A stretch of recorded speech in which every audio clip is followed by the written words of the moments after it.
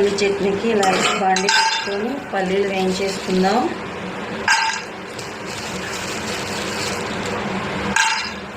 సిమ్లో పెట్టుకొని బాగా వేయించుకోవాలి పల్లీలు. వేగాక ఇలా చూడండి, ఇలా అంటే పొట్టు రావాలి. ఇలా వేగాక వేరే బౌల్లో షిఫ్ట్ చేసుకుందాం. ఆయిల్ వేసుకొని కొంచెం పచ్చిమిర్చి ఆనియన్స్ వేసి బాగా వేయించుకోవాలి. బ్రౌన్ కలర్ వచ్చినాక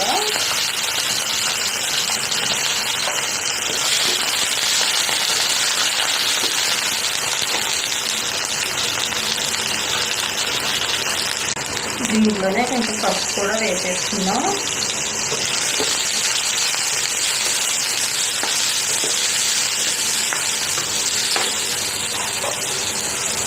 దీంట్లోనే చింతపండు వేసేసుకొని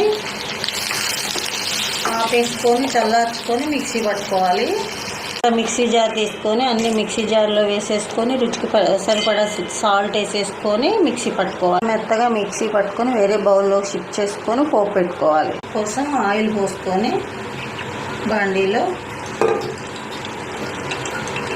ఎండుమిర్చి ఇంకా పోపు గింజలు వేసుకోవాలి.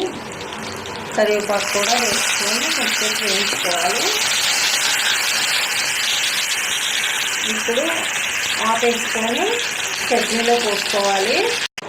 ఇలా చట్నీలో పోపేసేసుకొని ఇలా మిక్స్ చేసేసుకొని సర్వ్ చేసుకోవడమే. మన టేస్టీ పల్లీ చట్నీ రెడీ అయిపోయింది. Thanks for watching. Bye bye.